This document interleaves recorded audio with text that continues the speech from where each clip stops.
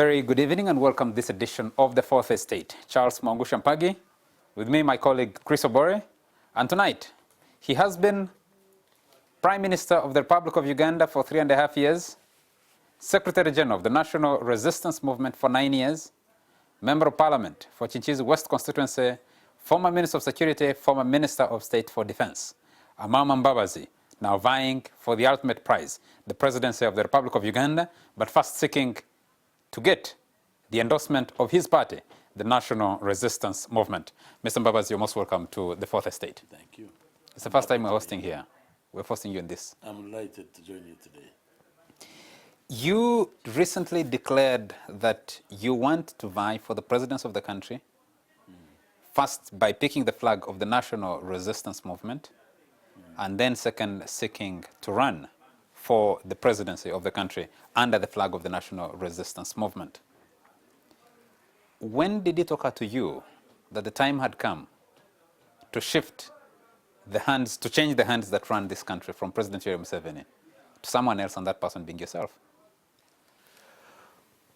Well, as I have said many times, I think this is time for change in Uganda.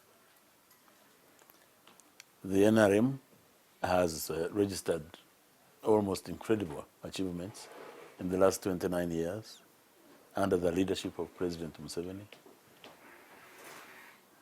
We really have turned the country around.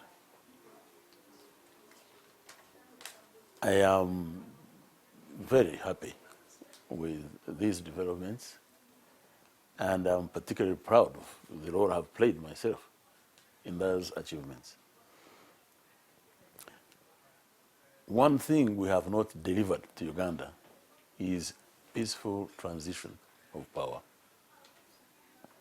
In the past, in the history of Uganda, we've never experienced change of leadership without violence. NRM has been the reformer. NRM has tried to do the best we could.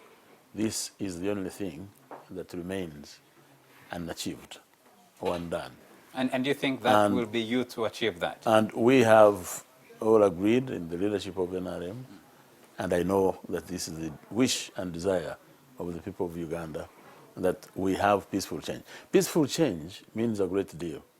You know, when you have peaceful change, then there will be no anxiety when there are elections. In Uganda today, you can see we have not started the campaigns really, in a true sense of campaigning, but there already is anxiety. If you compare ourselves with Tanzania, in Tanzania, the CCM and other parties are conducting internal democratic processes to choose their leaders. In the CCM, there are 44 candidates for flag bearer for president. And they have decided they will deal with the 44, reduce them to 5, and eventually get 1. But there is no anxiety in Tanzania about the election because Tanzania is used to peaceful change. It is almost taken for granted. You see, I am surprised, just as I would imagine, a lot of our viewers and people have been listening to you recently are surprised that these are words coming out of Mr. Amama Mbabazi. You and the National Resistance Movement led what came to be known in this country as the No Change campaign. Now, even in the NRM, they're saying no change.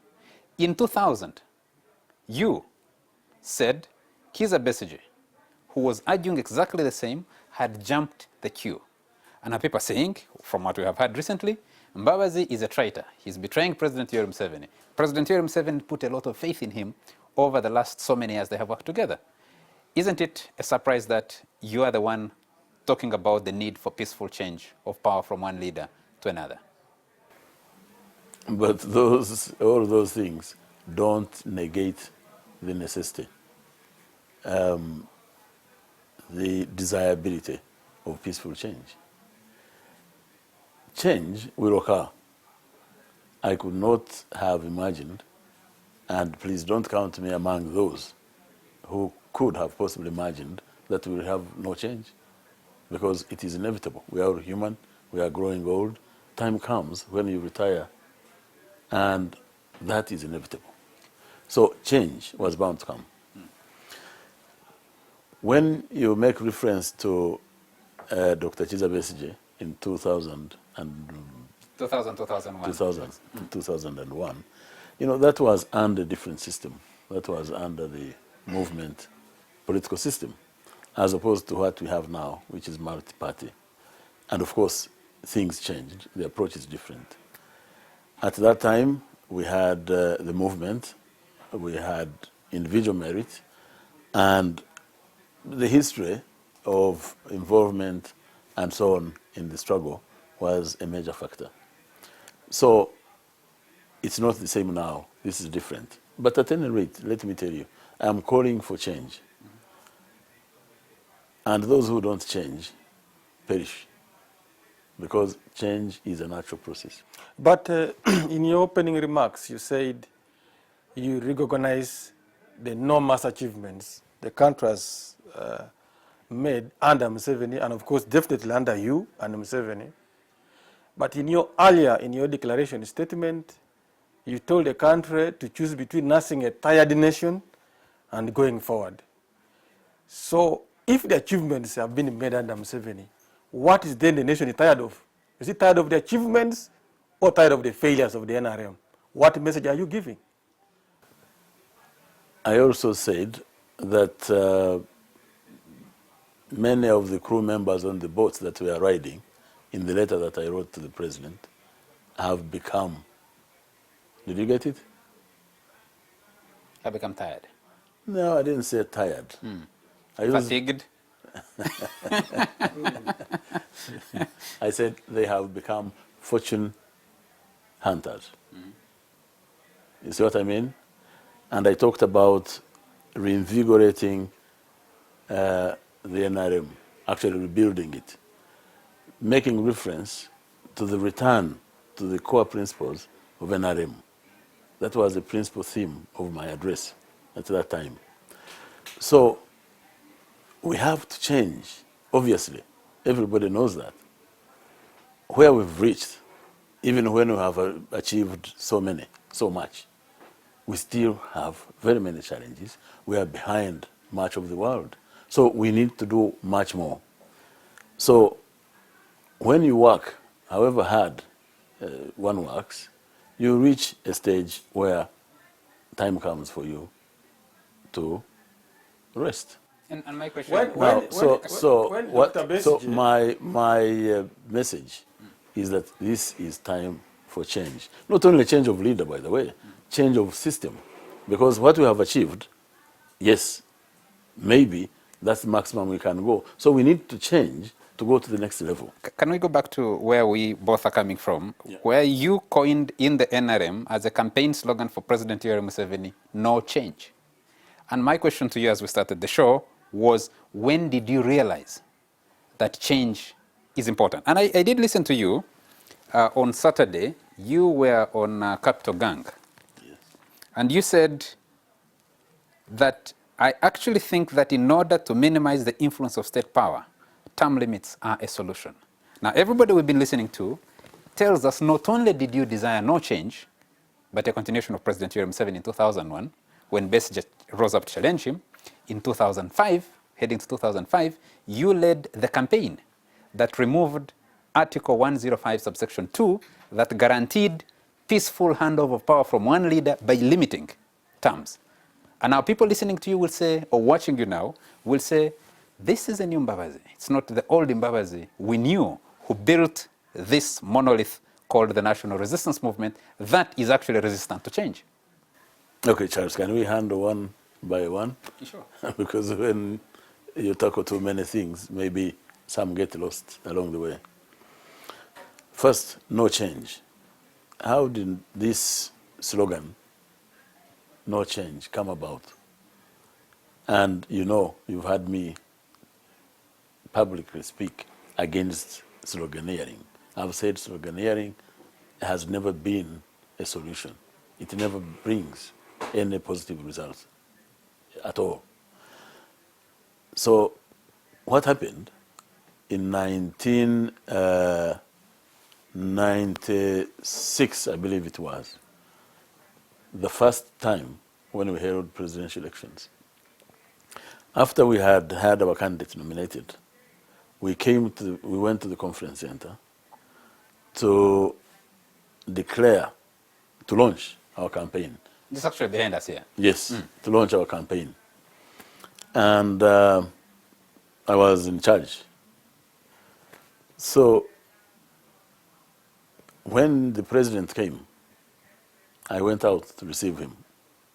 And when I came back, I found the whole hall was shouting, "No change." Later on, I established that when I went, obviously there was a bit of a gap.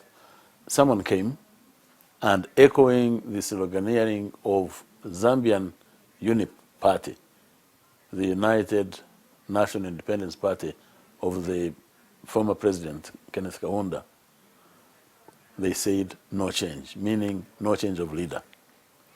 I have always said within our ranks that actually no change of leader is all right, but it's against the very nature of NRM, because NRM is a revolutionary group. Our mission is to bring about change, constant change, until there is absolute transformation. And that's what I subscribe to up to now. So that's point number one. Point number two, yes, it's true, I led that campaign against term limits in our constitution, both in the CA and later on in the amendment of the constitution in 2005. And I gave clear reasons. And as I said on Capital Gang when I was there, the one you quoted, I said, you know, things evolve. I actually still believe in the reasons I gave that time. One being the question of choice. The other one being the question of leadership and the quality of leaders we've had in the past. You know, learning from our history. I made very, very strong points then in support of no term limits in our constitution. And I went on to say in this program that I stand by that, because democracy means free choice by the people, by the voter. People should be free to choose between whatever alternatives are presented to them. We should not in any way limit them. That's a given. So I said, however, from experience, I had evaluated that question of choice itself. What choice? Are the conditions in your society conducive to a free choice, conscious choice, rational choice? Or are the circumstances such that actually such a choice does not exist? Let me take you back a little. If you'll indulge me on this, that consideration and looking at the choices available, 1994, we are making a constitution with a deep preamble that looks at our history and says conscious of where we're coming from and trying to project where we want to go. Yes. Article 1052 is put in the constitution primarily because we knew Amama Mbabazi had been in government for some time. You had served as a state attorney in the early 1970s. You had been in the struggle to bring about that change. And you, after 10 years in power, you make a constitution that is conscious of where we're coming from and the need to guarantee that change. And you insert into the constitution and are proud about it that that change can be guaranteed in a peaceful way, because we knew, or you knew, the society you're talking about. 10 years later, 2005, you have evaluated and you think that article does not belong. That is 2005. Another 10 years later, you realize, actually, if you contextualize our community, our society, we need these safeguards. Are you the same person? Oh, very much so. Of course, Charles.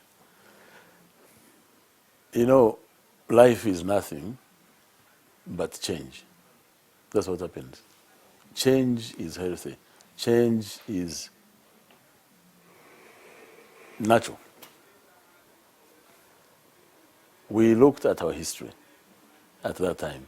As I said, I did make an argument, for instance, in 2005, that Africa is replete, full of failure in leadership. I mean, when you look back, slavery, when the Europeans and others came and enslaved us, what was the problem? The problem was leadership. We were unable to defend ourselves. Our leaders instead joined in the hunt for their own subjects, sell them into slavery. And our people lived in slavery for 400 years. When slavery became unprofitable, then the colonizers came direct and started production for their industrial base here for raw materials by colonizing us. Again, for about a century, we were colonized. What was the problem? Leadership. The only leaders that acquitted themselves well were the emperors of Ethiopia, no one else. When colonial, you could add Kabalega to that group. Yes, Kabalega tried, yes. Of course, he tried. For Kabalega. 6 years. But as you give us that history, Mr. Mbabazi, yes. You on record to have said Africa's problem was lack of good leaders. And you repeated several times that where you have found a good leader, like President Museveni, it was not good to let such leaders go. Yeah. And you believe that President Museveni is a good leader. Yes. What informs your inconsistencies today to say it's not good? But Chris, what is inconsistent? You said I have not even said it's not good. So why are you what is the change for? And you said if you have a good one, there's no need to change leaders like that. And you said you were speaking with a lot of understanding. And you're telling this to the MPs. It's on record. A tape is being played everywhere. Hardly 2 years, you're saying no, we need change. The same Amama Mbabazi is the one who said, if elections, people have to choose their leaders. When Ugandans have been electing the good Museveni, in your view, were they exercising free will? If not, if they were not exercising free will, why did you then support Museveni, who was being elected without the free will of the people? It's the same Mbabazi, when the teachers said we are paid poorly, we need our money, we need our qualifying priest. The president says, go and rear goats. Mbabazi said, we will fire you. The same Mbabazi now says, we need to pay teachers well. What informs your contradictions? Is it desire now to be the president, or you were actually a fortune seeker while in power? Like those now you're accusing us fortune seekers. Again, you know, you lump too many things together and you may miss the point. I was actually addressing that very question when you came in. I was saying, looking at the history of Africa, the poor leadership we've had during that period, even after independence, you know, Idi Amin, Mobutu, and all these, you remember. I have always stated, and I want to restate today, that Africa's problem has been poor leadership, no doubt. And I still believe that, therefore, where you lack leadership, when you get good leadership, it doesn't make sense to get rid of it just like that. That's why do you want to get rid of Museveni, who's good? So listen. However, this does not mean, one, that good leaders don't retire. Who said good leaders can't retire? Of course they do. Isn't retirement a choice? Okay. Maybe. You see, President Museveni, fortunately, has not commented on this. Maybe. You never know, please. Tomorrow he may have big news. He may say, well, this is my choice. I don't know. I am not speaking for him. But the point is that when, again, you look in history, there are very many leaders who were clearly good leaders in their countries, in their societies, that retired. If you look at the American first president, you know what happened. He was the liberator, but he chose to retire, even when everyone said, please. He should have stayed on. Yes, stay on. And America prospered. It didn't collapse. Look at our own Nelson Mandela. He was in great demand as a leader. He retired. Was he a bad leader? Of course not. Was he asked by Zuma or Mbeki to leave power? Like you're asking Museveni to leave? So I don't have the details on how it came about. I actually did discuss this with Nelson Mandela, and he felt himself that that was the right thing to do, to give way to younger people because he had served. Now that his time. Museveni has not felt that way, and in your view, Museveni is a good leader, why do you want him out? Well, you know, I have said, you saw my letter to him, I wrote to him. Yes. I said, Mr. Chairman, we have achieved great things. I feel that it's now time for change. Okay. Just before you take the break, when did you come to this realization? The idea that we must have peaceful transition is an idea that we have always had ourselves. And But you personally, when we did you have come to discussed this? it. Well, it's part of our long-term strategy. Part of the long-term strategy. Right there, we'll take a quick commercial break, and when we come back, we'll continue this discussion. What does Amama Mbabazi bring that he says will be rebuilding the party, but also pushing the country forward? You gave an 8 points that are pushing your aspiration for the presidency of this country. We'll discuss those after a short commercial break. Okay. Be right back.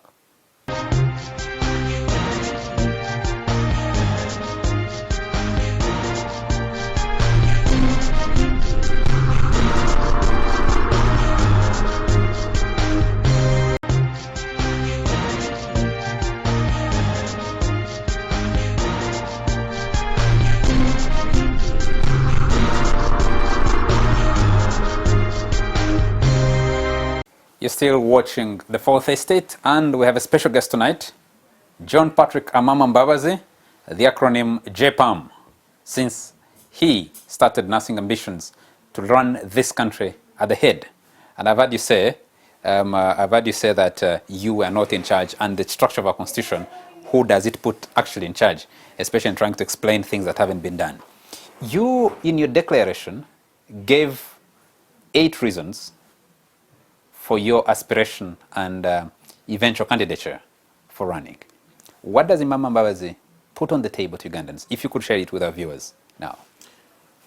Yes, apart from this push for achieving, for the first time in our history, peaceful transition of power, which is very critical in itself, I did, in my statement, essentially cover 3 broad areas. What I could call governance issues, then economic issues, and what I again call quality of life. On governance issues, you know, you have things like democracy and that point about term limits, which we've talked about briefly. You have free and fair elections. Free and fair elections and things of the kind. Under economic issues, we talk about the desire to handle the most pressing problem of Uganda, industrialization, job creation, you know, transformation of society through creation of wealth.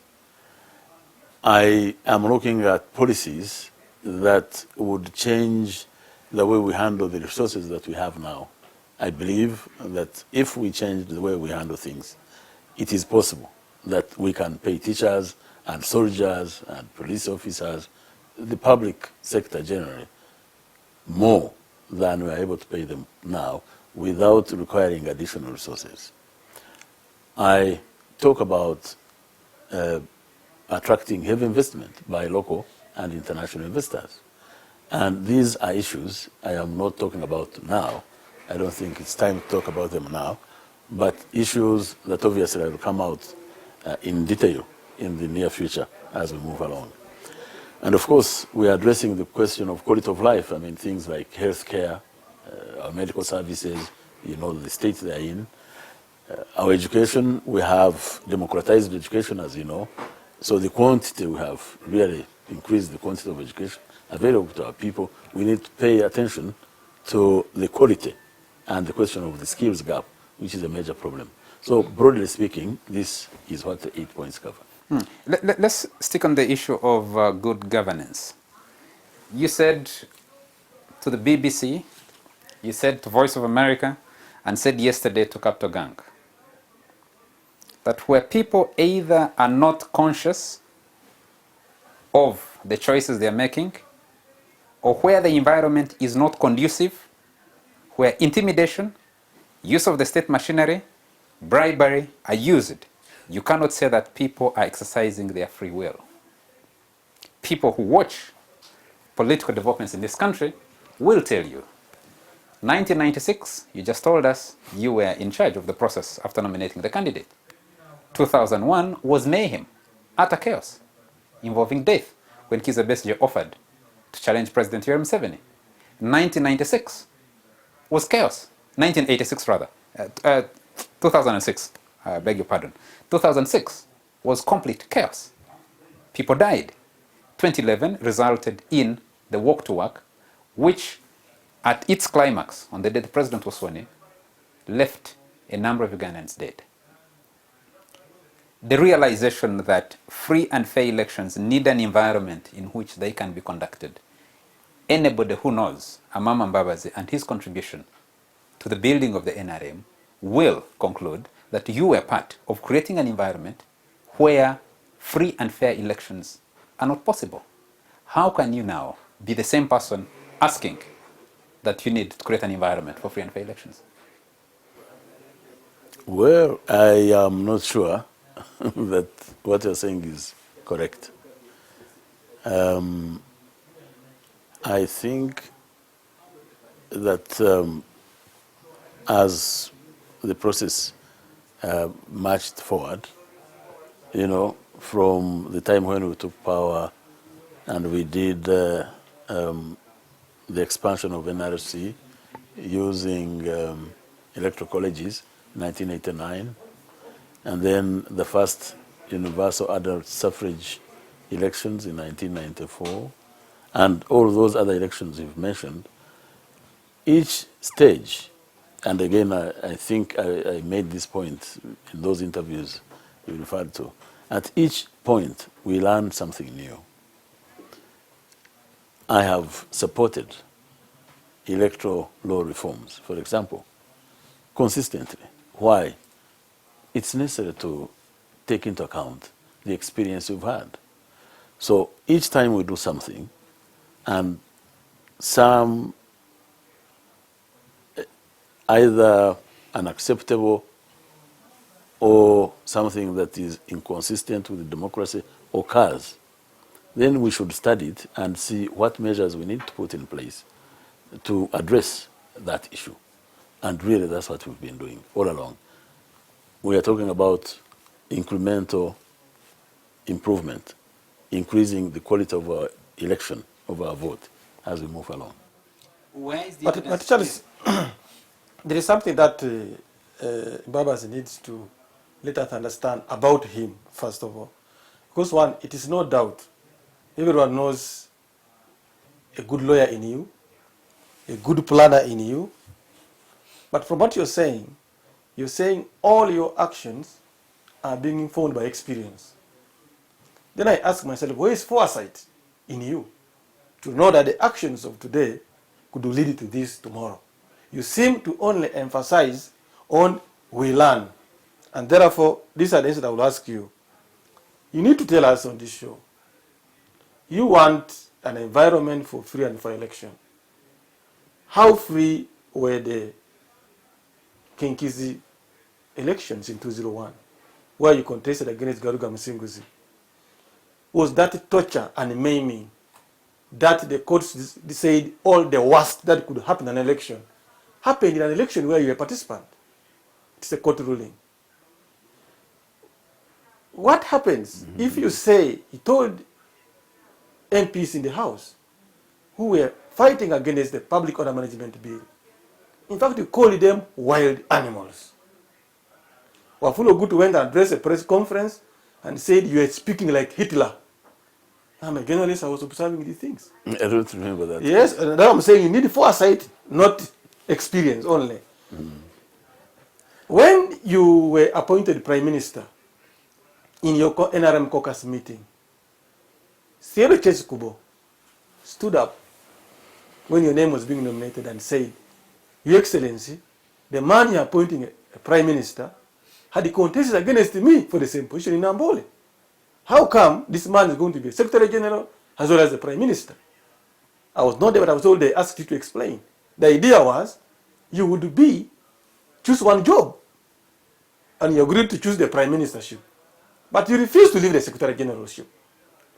So with all of this, when it came to the phone tapping bill, you said it was necessary. But civil society said it would constrict space for citizens to participate in elections. I think Now, I need to take notes because you need to take those notes because there are many issues. because Now, the big question for you to answer, to what extent have your words and actions please, you have enhanced democracy in this you country? have time to raise all these, not to lump them all together. You see what I'm saying? The question now is giving you those incidents where you call other leaders wild animals, where you accept to have one position you want to, where in your election is on the records as having been the worst that could happen in an election. Today you are the preacher of good governance. So to what extent have your actions in the past, your actions and words enhanced this democratic space you're now desiring? Yeah. Of course, first of all, you can't avoid experience, Chris. If you are going to act, then you must look back at the actions you took.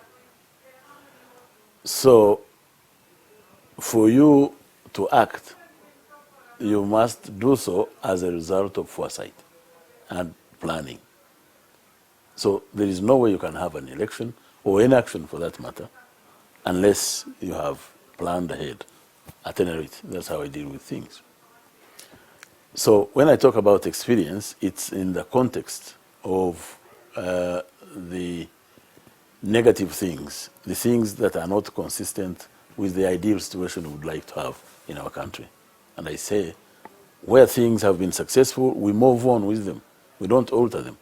But where there was a problem, we have an obligation to attend to it and take corrective or rectify that situation. That's the simple point I'm making. Now, on election violence, in specific reference to me and Chinchizi West and the court ruling, you know, in 2001, my brother, James Garuga Musinguzi, went to court after the results were announced, and I had been declared the winner. And he made a case that, you know, there were all those things that happened. And there was a ruling in his favor by the High Court. But I think the allegations that were made, if I recollect, were bribery, election that I had paid voters, that there was torture, I don't know, violence, and that the army was deployed in the constituency in order to support me, and one or two other things. The High Court found in favor on all these issues. But on appeal, all these were turned down, were reversed by the Court of Appeal, except the question. The other thing they talked about was that I had gone to a polling station with my guards who were armed, and so on and so forth. So all these were actually reversed. That decision of the High Court was reversed by the Court of Appeal on bribery. In bribery, they were alleging that I gave someone 500, a young man, 500 shillings to go and share it with other people. And the only evidence was from that young man in an affidavit, and I had answered to say that's not true, I didn't even know the boy. So there was only one ground on which the Court of Appeal upheld the nullification of that election. The presence of the military was a result not of my desire to have protection. At any rate, James Musinguzi didn't threaten me, But it was a result of the attack of Bwindi, the terrorist attack in Bwindi. You remember, when foreign tourists were abducted. In 1998. Yes, 99. When, 99. Hmm? yes, 99. When they were abducted and killed, including some Ugandans. So the army was deployed there then for that purpose. And it was not there for me or for any election for that matter. The fact that these soldiers were with me, I think, was found not to have violated. It was not an offense under the election law. You didn't find anybody maimed by your soldiers? No, no, my soldiers never fought anyone. There was a case, one case, of my PA who had had an encounter with people that had been pursuing him earlier in the campaign. And that went to court, actually. It went to court and it was resolved there. Separately, not as part of the No, election separately. petition. No, this was separate. So that's a fact. But before we move away from the question of the involvement of the military and rigged elections, which I believe you'll be responding to, people asking, are we having better elections? And looking to you, declaring that you want to challenge and make things better is, in one way, an admission that the aspirations or the reasons given by you and your colleagues in waging a bush war after an election you said was rigged, we have actually turned in a 360-degree angle and gone back to where we started from. Involvement of the military influencing people's choices. You can trace it to as recent elections as 2011 in Budadiri West constituency of Nandala Mafabi, in Rukunjiri in 2001, a man called Indahora who has never been held to account for the shooting and killing of people who was a member of the Presidential Guard, it was called PPU at the time, Presidential Protection Unit. You will trace it to other incidents that happened littering every election we have had since the NIM government decided to start moving on an electoral path. And people are saying, can this be the same person, Amama Mbabazi, who is now saying, now I realize things are not the way we planned them or we wanted them to be, and I am the person who can deliver you to a better country, a better environment, a better state of governance. By the way, even if that was the case, that would be a welcome development. I have no doubt that if you are engaged in, if you are so, remember, persecuting the Christians, and then can we take that as an admission from you that Amama Mbabazi once was Saul, now has become Paul? No. I'm saying the principle, just this theoretical point you are making. Even if that had been the case, it would be a welcome development. But actually, it's not the case. All those things you are citing were incidents. The court, because these matters, remember, they went to the Supreme Court. And the court indeed found that there was violence in Rukunjiri, resulting in the death of a person. However, the court even then ruled that the election truly reflected the wishes of the people. Why? They used what they called both a qualitative and a quantitative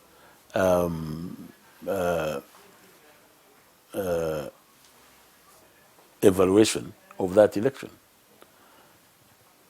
The quantitative part was, even if you could say qualitatively that the death of a man affected so many people because it instilled fear and things like that. This was in one constituency, in Rukunjiri. Would you say that affected all the other constituencies free of such incidents?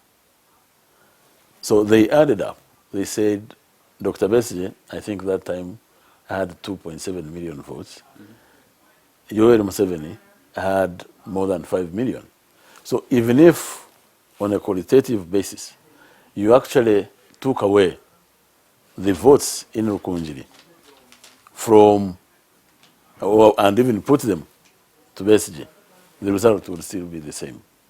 And so they concluded that that result reflected the true wish of the people. You looking back, you said that you talked about history. Looking back on that decision, and what we have seen documented by retired Supreme Court Judge George Kanyehamba, who was not part of the quorum of the 2001 Supreme Court hearing, but was part of the 2006. And he says both elections, in his opinion, the judges made what you lawyers would call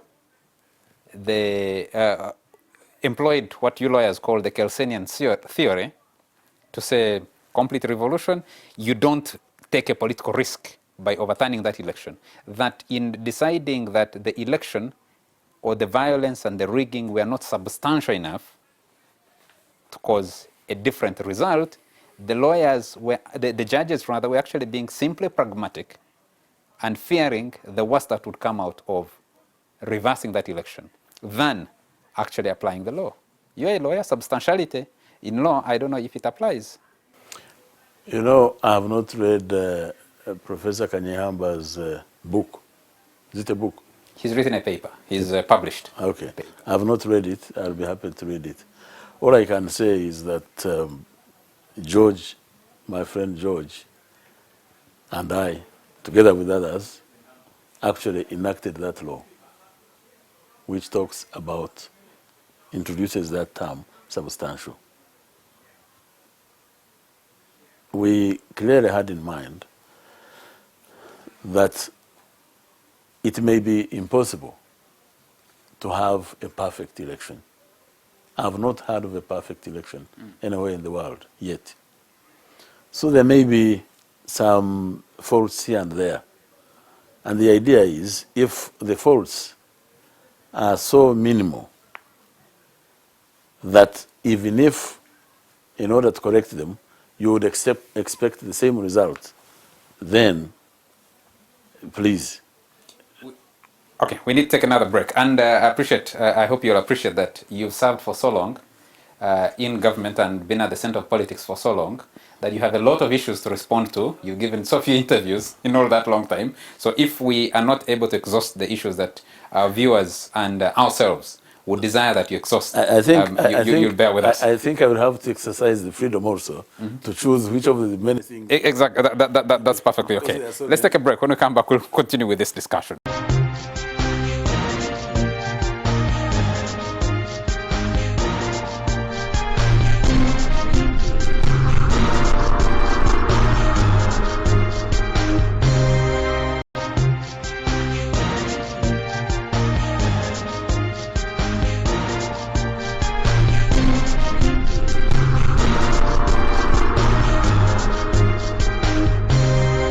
Welcome back to this last segment of the Fourth Estate, a special one featuring John Patrick Amama Mbabazi. He is vying for presidency of Uganda. He is first vying for presidency for the flag of the National Resistance Movement, which he says is a party he founded and has built and is not ready to abandon as yet. Chris, if you asked Mr. Mbabazi quite a few questions, and he said he needed more time to answer them. If you could just restate two of the questions so that we allow him the space to answer those, and then. I remember. I'm just listening to Amama Mbabazi, but there are too many issues in short a time for me to fill it to him. But let me ask three specific questions. For you to lead, it's not beyond a promise. You have been in leadership, so you should account for that time you have been in leadership. The question I asked, to what extent have your words and actions in the past been geared towards growing democratic space in Uganda, especially in relation to some of the controversial legislations that you championed? The second question is about elections. You say that there is no perfect election. At the same time, you are faulting Museveni for failing to organize good election. I want to ask you, David Nyefunza, who has disagreed with Museveni the way you are disagreeing now, made it public that Kizza Besigye had won a presidential election but the results were changed at that time you were the President Museveni. Do you agree with Tinyefuza's assertion that Besigye had won and they were changed? If you don't agree, does it mean that you opponents of Museveni come out to lie about Museveni in order to gain that advantage? The last question is, in 1999, Dr. Besigye realized the movement was losing course. You were actually enhancing the movement. You called him a man who had jumped the queue. He didn't even stand at that time. He raised a paper to show that the NRM had digressed. Other than a letter you wrote recently before you declared, is there evidence that you tried within NRM to put President Museveni on the right track, or you are simply jumping out and trying to take advantage of the weakness you created? And would you, Amama Mbabazi, basing on that, agree that Besigye has far more insight than you do? Because he saw these things, he wrote about them internally, and then before he left, you waited for experience to teach you. Do you concede that Kifefe's son had far more insight? Thank you. There are many questions for you to answer, so we'll give you time to answer them. Yes, thank you.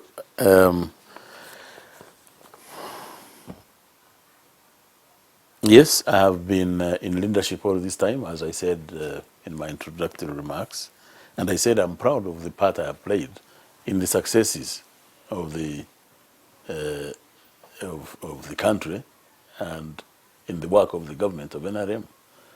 I also actually take responsibility for the failures collectively. I would like to state very clearly that the Public Order Management Act, I think, is a good law, even now. I defended it then, I defended it even now. I've had many people in the media saying that I put this monster in place and now I am the victim. This is not true. It's not a monster. The Public Order Management Act came about when the Police Act, Section 32, subsection 2, was nullified by the Constitutional Court. Mwanga Chivumbi had challenged the provisions of that subsection, which gave the Inspector General of Police power to approve, to grant, or not to grant permission for people to exercise their freedoms or rights, for instance, to demonstrate or to gather in public. And he said this clearly contravened the Constitution. And the Constitutional Court ruled in his favor. And that subsection was nullified. It was declared null and void by the Constitutional Court. And therefore, there was need for the enactment of a law that would regulate the conduct of police in the exercise of their constitutional duty to keep peace. Because, you see, when people demonstrate, the Constitution says you are free to demonstrate peacefully. So whose duty is it to keep peace? It's police. But now that they don't have power, or even a role, I told Capital Gang yesterday, they don't even have a role to play in the organization or management of a meeting when people are exercising their freedoms and rights. How do they play their role of peacekeeper? And that's what the Public Order Management Act does. Is that what it does? Yes. It could be what it is supposed to do. Is it what it does? It is. Right on this point, the effect or the import of the Public Order Management Act was developed largely because political demonstrations and political expression was becoming a problem for government to deal with. What police has done is restrict activists, advocates, and other people look at this act as an act that continues to constrict space for free expression. People have been saying it's a monster that now you are the victim of. simply because you say, I am going to start on a tour. We discussed that, by the way, on this show last week. Your letter, the letter from the police, the letter from the Secretary General of the National Resistance Movement, and the letter from the Electoral Commission. In the studio, we're discussing it. We're saying, you issue a program and say, I'm going to do this. What does the police do? It picks up a law you created and tells you, because of this law, we cannot allow you to do your meetings. Now, for you, you have been on the inside. The victims of the Public Order Management Act are the people out there in political activity, Kizza Besigye and his colleagues, who cannot hold a meeting without the police coming in and blocking it. So I don't know how you say that is a good law where it hasn't allowed people to exercise their right to assemble and discuss political issues. The problem is not the law. The problem is the violation of that law. By who? By police. Because police is acting in breach of that law. The police has no such power. It does not. When they breached it, when they confined Besigye and Lokau to their homes, they pleaded for you in Parliament, again I watched you, to even have them get food. Why didn't you come out in protest of that breach of the same law? No, you know, there are many laws. It's only the regulation of public meetings that have been addressing. But of course, the Penal Code has many provisions. There are many other laws that regulate the conduct of people, generally, as you know. So did we need another law? I don't think Dr. Besigye was being confined in his house under the Public Order Management Act. Immediately they couldn't because there is no such power under that. But Mr. Mbabazi, constricting of spaces, creating another law, you said just to us a few minutes ago, that law was created and you defended it because it was in response to a court ruling that found Section 32 of the Police Act. Subsection 2. Yes, 32, subsection 2 of the Police Act, inconsistent with the Constitution. So you're trying to skirt around issues, deliberately trying to narrow the space for free expression, to create the Public Order Management Act by circumventing a court ruling. I am going to. I don't know what they say about that in law. I am going to write a series of articles on this matter for publication, for the benefit of the public to understand what the law says. Because I know a lot of people misunderstand it. They think when you gather, when you are 3 or 4 or more in your home, then you must get police permission. All this is wrong. Only a few days ago, the police in Chibuku invaded the private home of a member of parliament, claiming that they had received a report that that MP was conducting an illegal meeting in the home. There cannot be an illegal meeting in a home. There is nothing like that under the Public Order Management Act, because you can have 1 million people in your home if you wish. You can have 1 million people in the church or in the mosque, you know, in the party headquarters or wherever, without reference to anyone. You can hold what they call town hall meetings without reference to any of these Your plan is town hall meetings, and that's why the police responded to you, so, the Inspector General. So, I think there is a misunderstanding of what the law is about, and I have volunteered to write something about it for the benefit of the public. And for the time you were Prime Minister, Minister for Security, you did not realize that there was a misunderstanding of that law. Well, you realize it now because it is being invoked against you and your supporters. Well, Charles, better late than never. The question has arisen. I'm offering to explain, and I will do so, unless you are suggesting that the situation should remain as it is. No, I'm wondering, Kizza Besigye must be watching you, Arias Lukwago must be watching this discussion. In fact, what Charles is saying, Honorable Mbabazi, is, let me use, when you plant bananas, what do you expect to reap? Bananas, you reap bananas.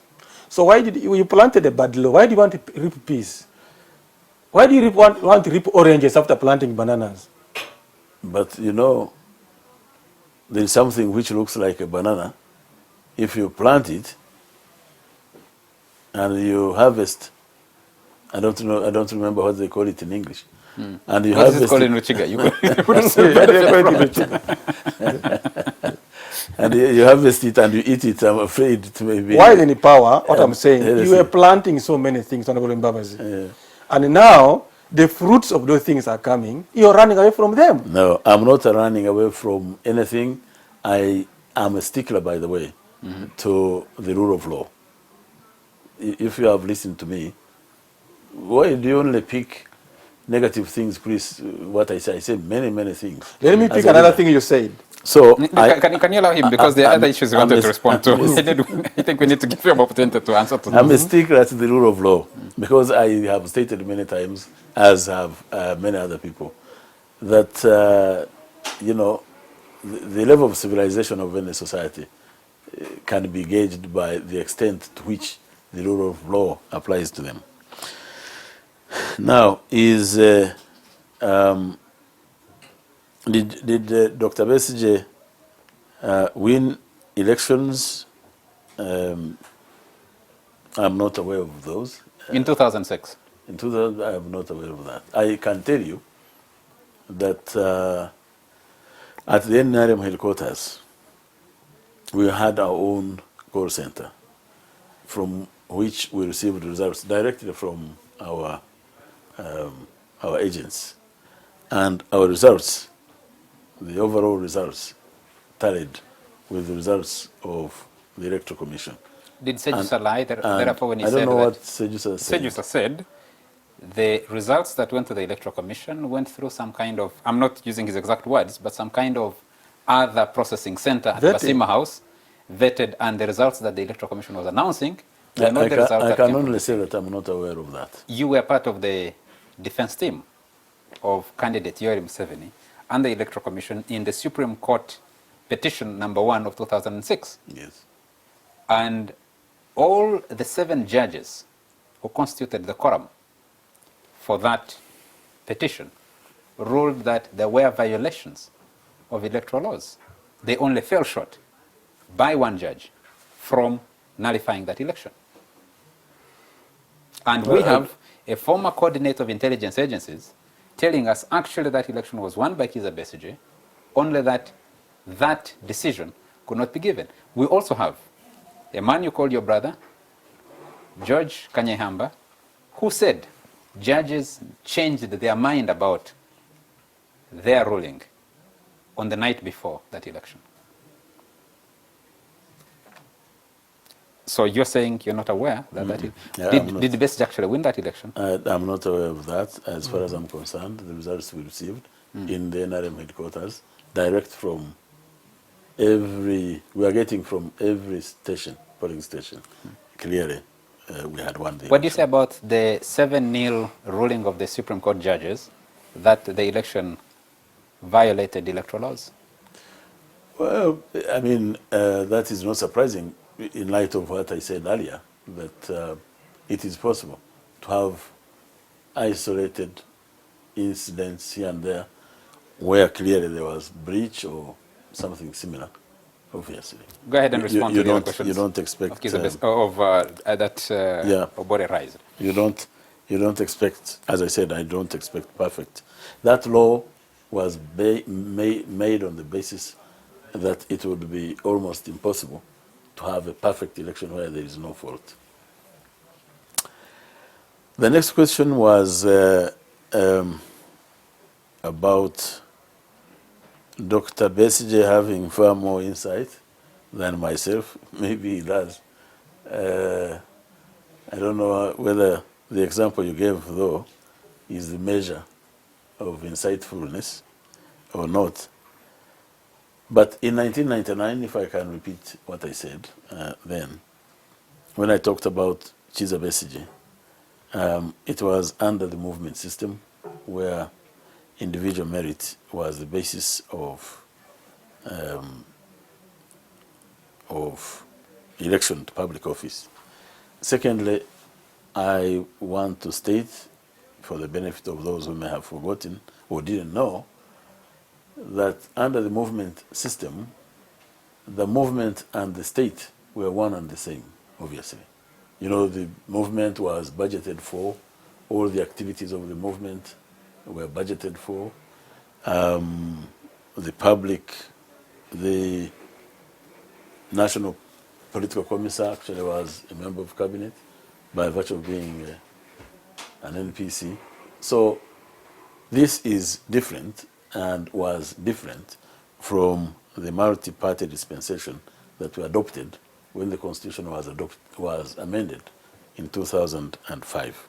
How would you say that, Mr. Mbabazi, when we have seen the National Resistance Movement as a political party continue to use facilities of the state to do political work, including but not limited to holding caucus meetings at State House, including allowing members, officials of the party, and yourself as an example, as Secretary General, without a separate budget of Secretary General, but using your office as Prime Minister to do party work.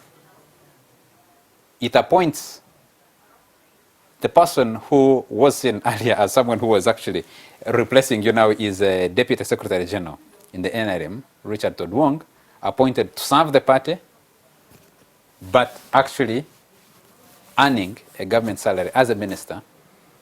That fusion of the NRM as a party and the state, they are so intertwined, whether as a political party, actually people question the pretense that NRM leaders put to saying there is a multi-party dispensation and NRM is a party. Actually, you're not agreed in the NRM that you're a part of an organization.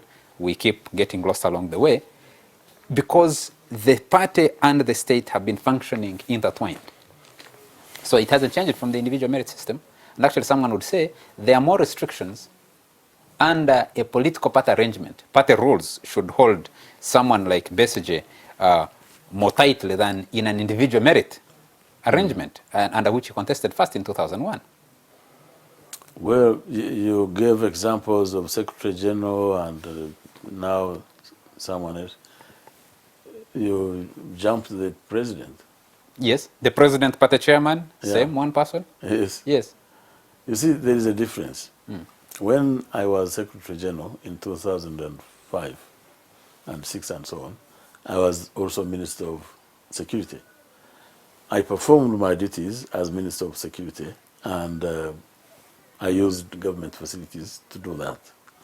I also performed my duties as Secretary General, and these were separate. I was never paid as Secretary General from government funds. Never, not even once. Were you paid as Secretary General from No. NRM funds? In fact, I've never been paid.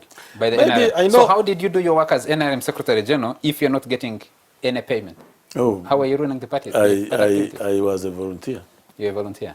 And everyone else was a volunteer? Most people, we had some staff. Does that explain why? Some staff. Yes. Does that explain why you would never? The president has never been paid as chairman. None of the top leaders. Does that has ever explain been why paid. you would never hold a party activity unless your party chairman said he had found some resources, and those resources no one can actually trace and say they have been properly accounted for? I check at the Electoral Commission, political parties desk, and NRM has the most notorious record of not complying with the Political Parties and Organizations Act, the provision that requires you to provide audited accounts to the Electoral Commission. And that includes the time you were Secretary General of the NRM for 9 years. Well, I know that we did. I did myself. I did submit accounts. I did submit accounts audited by, what do you call these auditors who are authorized? By certified auditors? Certified auditors. Which audit firm audits NRM I books? don't remember them. But you submitted those accounts? It may be difficult to remember because he's doing many things. But I know you may not have time to answer all these questions. But I feel you ought to know many issues that you'll have to contend with in addition to that. For instance, Amama Mbabazi, when you were contesting against for Secretary Generalship at Nambole, against Otafire, Sechikubo, and Bukenya, you did make mention that Why were these people, Otafira and Bukenya, running around the country looking for delegates when the elections are supposed to take place in Dambole? Why don't they wait for the delegates to come to Dambole and let us all out? Yeah. I'm surprised. Today, you want to do the same thing. Run to NRM supporters before even the NRM secretary said it is time for electioneering. That's marks of double standards. The other is... No, can you respond to that and then you can turn to the next one? You know, please, Chris, don't give partial information. That is true, but I also said, and actually what happened is, when they ran around and I protested, they were not stopped. So I decided, because already word was going around that I had withdrawn from the race. So because I was too busy here at the headquarters, I decided actually to send my wife. That's how my wife got to know everybody in the country, to move around the country to deliver just one message that I was still in the race. By doing that, we set a precedent because it started, it was not stopped, and I could see there was no legal way of stopping it, so it went on. And maybe, on reflection, that's what democracy is about, because if you want to be elected, you must get yourself known. But the other thing is, Charles, it is very important before he leaves. I have 3 last questions, maybe for you. Either you answer them or not. Can you ask one question, he answers, and then another question? He needs to have them there because there's no time. You'll interject on him. Sure. What I'm asking, many NRM leaders who aspired to grow in NRM politics like you, many are grieved that while you wanted your star to rise, you were busy diminishing the fortunes of everyone else. And in your political journey, you have left so many casualties because of your actions. In fact, Bukenya called you a mafia, the head of the mafia. Today, the East is crying. The only growing star, Rebecca Kadaga, you are the man behind trying to fail her. She hasn't made it public. If the Tumukundes, who were growing in the military, found themselves down, people are asking questions. Why do you cry louder when you are being scratched? Yet, there is evidence that you have been scratching other people in your eyes. Were you the senior fortune seeker before Museveni than the ones you are blaming today? The other is, everybody says, I think even said on Capital, that you have enough money to finance the campaigns. Since you love good governance, it would be important to account, are you Dangote? If you are, what are your business interests that you made all this money? Do you have a factory in Kanungu? What are you manufacturing? Or this is actually state money? You need to account to us. The last one is, what is it exactly? You said you built NRM. Museveni is a good leader. What exactly are you running from in NRM? And to what are you running to? Because when a frog begins jumping during broad daylight, there must be something after this life. What is that, Mr. Mbabazi? Thank you. If you could respond to those. We're running pretty short on time. Well, I don't think I need a lot of time to respond to these because they are fairly simple.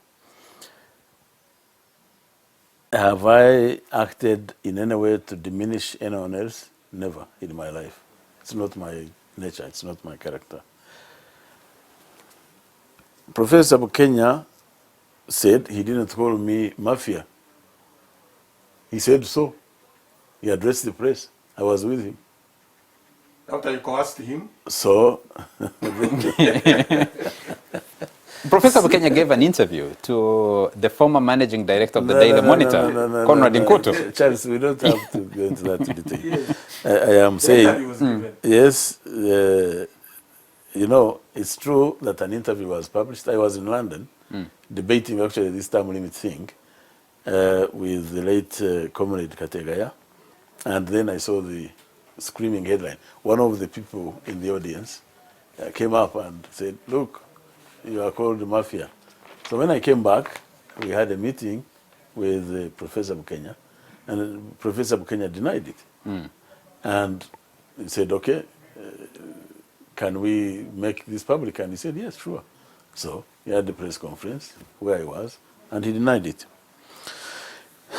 The Right Honorable Kadaga, I have had her calling me names, all sorts of names. Complaining that you are fighting her. Yes, Doesn't complaining. call you names.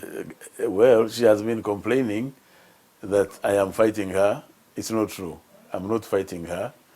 I have no reason to do so. She says that I cannot be president of Basoga because how can I be president of Basoga? A man from Kanungu. She's not sure whether I'm Congolese or Rwandese. Well, those are serious statements from a national leader. And I think at an appropriate time and in the right forum, we will discuss that. I don't know about my friend Brigadier Henry Tumukunde and so on. I certainly have not engaged in bringing down anyone. We need to bring this short to an end. Do I have enough money to run an election? Where do you get it? No, first, do you have the money? Do you have the money? election? Yeah, no, I don't have the money, but I am sure I will raise it. How do you intend to raise the money? I will get it from you. How? You subscription. But there is a story that you sold it. Contribution. Actually, Amama Mbabazi, they say that you sold this country to Chinese interests, to financial election.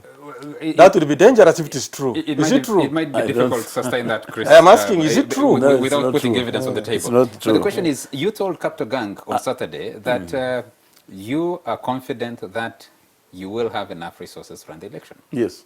And the talk has been that you have a lot of money. Actually, on Capital Gang, someone alleged that you had 2 rooms full of dollars. Yes, and and Capital pounds. Gang, and Yes. pounds. And I said there is nothing like that in my house or anywhere. Actually, I said I'm sure I would raise enough money to run the campaign. When I am, incidentally, I'm going to write about it.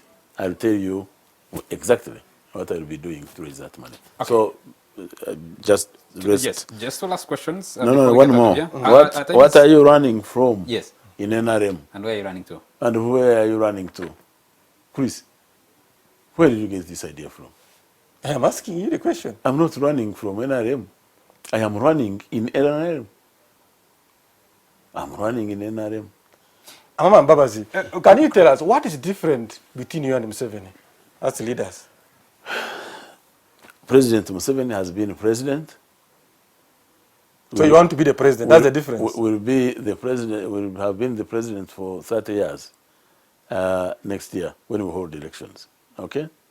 And the simple point I have made, we have discussed with him, by the way, is that it's time to change and achieve that peaceful change I talked about. That is it. That's what we discussed. What does he say? Now, I don't really like the idea of concentrating on discussion of individuals, because it's not about individuals. This change we are talking about is about the future. We are talking about the future of this country. We are talking about the future of generations. You people, you young people, Chris. But you can't run us, you and Museveni are the same. So, and generations to come.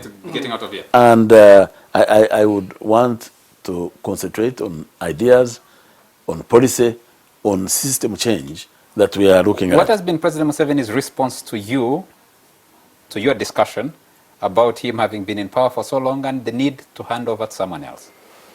Well, there are discussions that we have been having and will continue to have, which we will keep to ourselves, and we will raise them or announce them at the And you want us time. to vote for you, Yeah. either in the NRM or for the national presidency, without telling us the discussions you two are having. Some people say you're actually playing us a game, that you and Museveni know each other for a very long time, you understand what you're doing, that this is drama. Well, okay, so let me now tell you one of the discussions we had, so that you withdraw that one.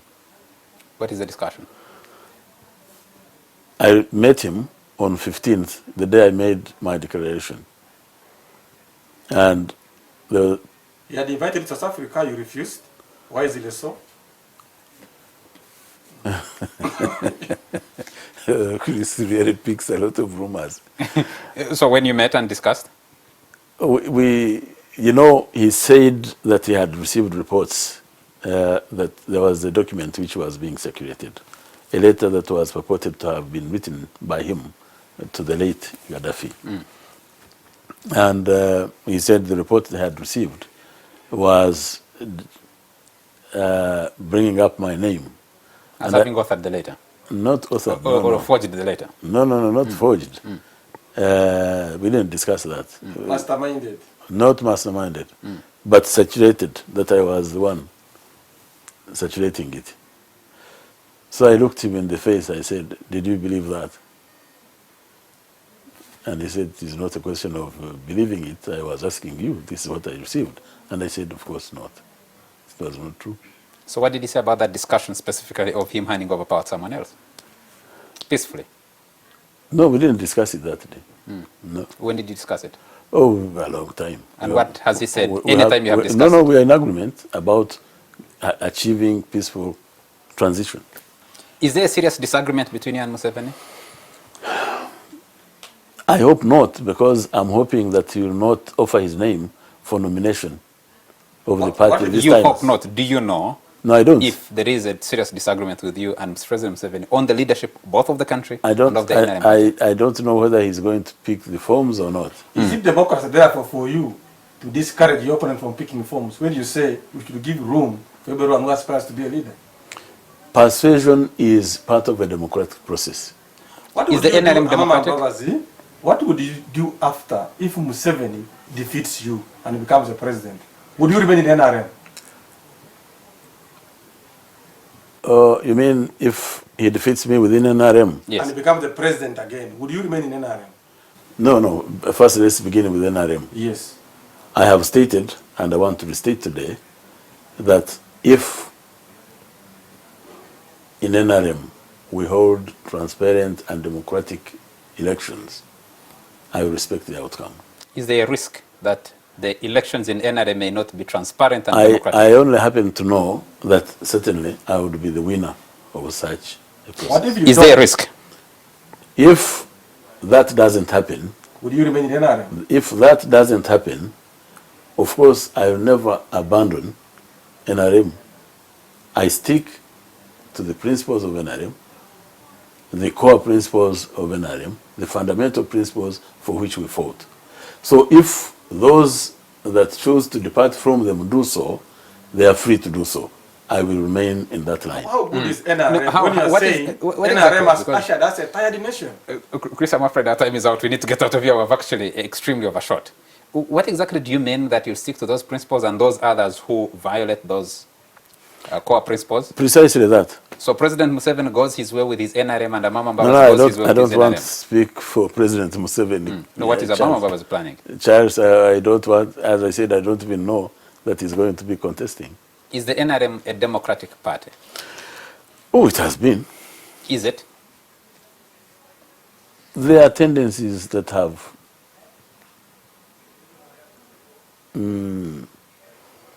shown up once in a while, like Nambole, the Nambole National Conference. That was not democratic, that was manipulated. But anyway, I said this is a matter before court because someone has challenged those proceedings. You are the one who has challenged I hope, some people. Okay, I hope that I'll have opportunity to discuss it in detail after court has pronounced itself. Thank you very much, Mr. Amama Mbabazi, for making time for the Fourth Estate. Thank you. And we wish that we'll be hosting you again to You're answer most these and welcome. more questions. Yes. Thank I you. hope you will reconcile this country. Thank you very much to you all, our viewers, for joining us tonight. And this has been a little bit more stretched because we had Mr. Amama Mbabazi, who is aspiring for the flag of the National Resistance Movement and also has promised that he will aspire for the presidency of this country. He has a lot more questions to answer. We will be hoping that you'll avail us the opportunities to ask you more questions as and when, as you seek the mandate of Ugandans to lead the country. Thank you very much. From me and Chris Obore, it's a good night. Thank you.